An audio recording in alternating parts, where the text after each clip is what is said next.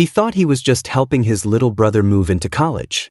One broken taillight later, he was face down on the pavement, and by the time the truth came out, an entire police department had to answer for what happened. Marcus Bell, a respected civil rights attorney, was driving his younger brother Jaden to Northern Arizona University. It should have been a proud, peaceful moment. But when flashing lights filled his rearview mirror, things turned fast. Officer Haskins claimed a traffic stop. Within minutes, Marcus was ordered out of his truck, zip-tied and tossed, while Jaden was shoved and screamed at for asking why. The officer thought he was just another black man. What he didn't know: Marcus worked for the Department of Justice. When a supervising officer arrived on scene and recognized Marcus's name, the entire tone shifted. But the damage was done. And Marcus wasn't interested in apologies, he wanted accountability.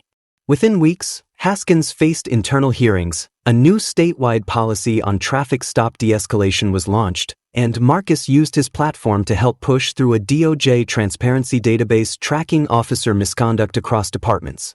This wasn't just about one bad cop. It was about a system that protects bias until someone powerful gets hurt. But Marcus made sure the next person didn't have to be powerful to be protected. The Arizona sun had just started to dip beneath the horizon, casting long shadows over the empty stretch of highway just outside Flagstaff. Marcus Bell, 38, drove a beat-up pickup with a mattress strapped down in the back, boxes crowding the passenger seat, and his younger brother Jaden asleep beside them, a freshman on his way to his first day at Northern Arizona University. The truck's taillight flickered. Marcus hadn't noticed. The AC barely worked. The radio was playing a jazz station on low volume. Marcus's mind wandered to the conversation he'd had with his mom earlier that morning. She'd cried. Not because she was nervous for Jaden, but because Marcus had stepped up like a father when their own had disappeared. Then the sirens lit up behind him, blue and red, slicing through the twilight like warning flares. Jaden stirred. "Everything okay?" "Yeah," Marcus said calmly, pulling over. "Probably just the taillight." He kept both hands on the wheel, rolled the window down before the officer even reached the door. Out stepped Officer Dylan Haskins, white, late 20s, young enough to still carry that rookie edge, old enough to have seen some things that hardened him.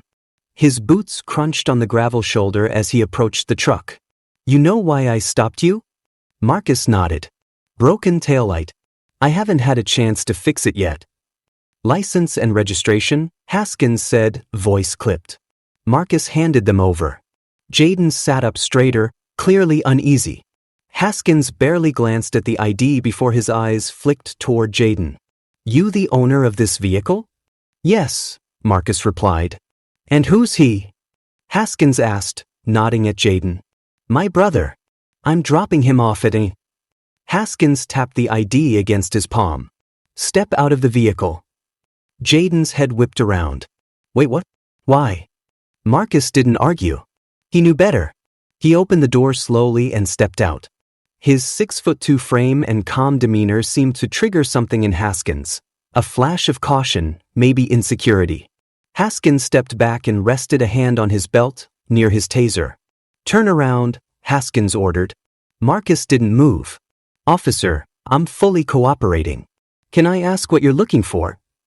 "You're making this more difficult than it needs to be," Haskins replied, his tone sharper now. "Turn around." Jaden opened his door. "Officer, stay in the vehicle." Haskins snapped. Marcus turned. Palms out. "I'm not resisting." The pat-down was aggressive. Haskins shoved him against the side of the truck. Hands pressing, searching, almost wanting to find something. But Marcus was clean. Always had been. But clean didn't seem to matter. Jaden was out of the truck now, his voice shaking. He didn't do anything. "Why are you..." "I said stay in the vehicle." That's when things went too far. Haskins grabbed Jaden's arm. Jaden yelped. Marcus stepped forward instinctively, not threatening, just protective.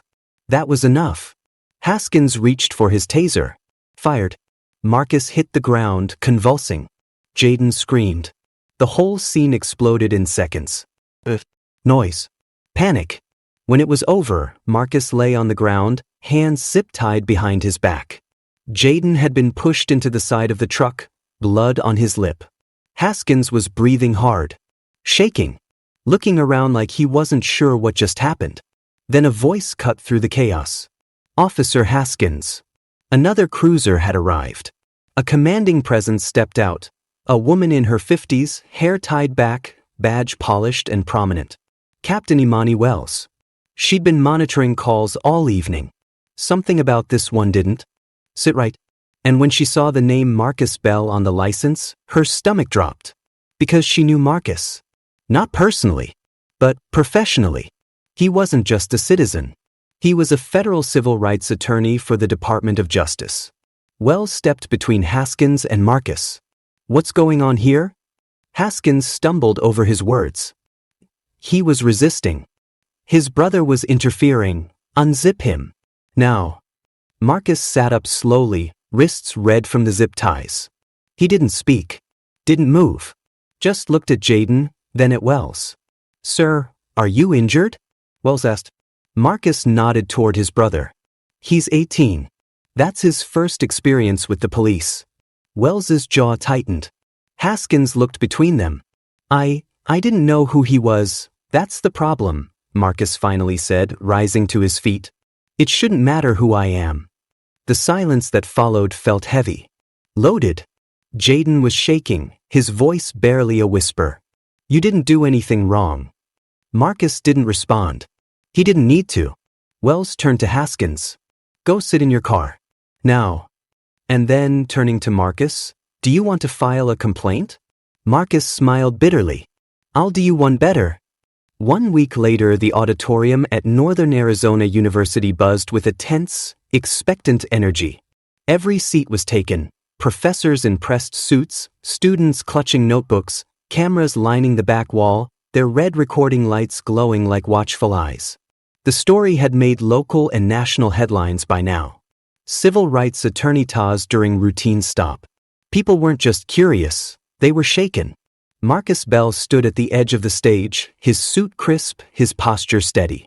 But his eyes were tired, not from the incident, but from the weight of knowing it wasn't unique. The university hadn't invited him as a victim of police misconduct. They'd invited him as a speaker, a leader, a voice. The event's title glowed across a digital screen behind him. What happens when justice gets pulled over? Marcus stepped to the podium. He waited for the murmur of the crowd to settle. Then he took a breath and spoke. "I'm not here because something new happened," he began, his voice resonant and measured. "I'm here because something common happened, and this time, it happened to someone with a platform." He didn't need to raise his voice. The room leaned in to hear him. He told the story, not in anger, but in clarity. The stop, the zip ties, the taser, the silence before the badge was revealed. And then he paused. "It wasn't the taser that stayed with me," he said slowly. "It wasn't even the zip ties. It was the look in that officer's eyes, when he thought I was just another nameless black man on the side of the road." The audience was still. You could hear a pen drop. In the front row, Jaden sat stiffly, his hands clenched together. His eyes never left Marcus. Marcus looked around the room, scanning the faces. Many were students of color, nodding subtly, they knew. Others looked disturbed, like they were just now waking up. "The badge," Marcus continued, "is not a pass for fear. It's not a license for bias. It's a responsibility. A responsibility to the community, to the Constitution, and to the humanity of the person you pull over." He let that sit for a moment, then added, "And it's a responsibility we must hold accountable every time, especially when no cameras are rolling." The applause didn't start all at once. But when it did, it was thunderous, unearned. Internal Affairs Office. 2 weeks later, the hearing room at the Arizona State Internal Affairs Division was stark. No distractions, no noise, just fluorescent lights humming above and the cold, unflinching presence of accountability. Officer Dylan Haskins sat rigid in a high-backed chair, his uniform crisp but his composure fraying. Across from him sat a 3-member review panel. At the center, Captain Imani Wells, expression unreadable, posture unshaken. Behind her, a screen displayed paused footage, body cam still frozen on the moment Marcus Bell lay on the ground, twitching from the taser, hands zip-tied, his brother screaming in the background. It wasn't just a still frame. It was an indictment. Wells didn't waste time. "Your official report," she said, her voice sharp and direct, omits the use of the taser entirely. It claims the subject was combative, uncooperative, and verbally escalating the situation. She tapped a remote. The footage played. Marcus's voice, calm. Taden's, scared. Haskins, yelling. "And yet," she continued, pausing the footage mid-shout, "what I see here is a man complying, a young student terrified, and an officer escalating without cause." Haskins shifted, sweat at his collar. "It all happened so fast. I didn't know who he was. I thought, you thought wrong," Wells cut in sharply. "You thought the man standing in front of you didn't know his rights. You thought fear gave you control." She leaned forward. "That's the problem."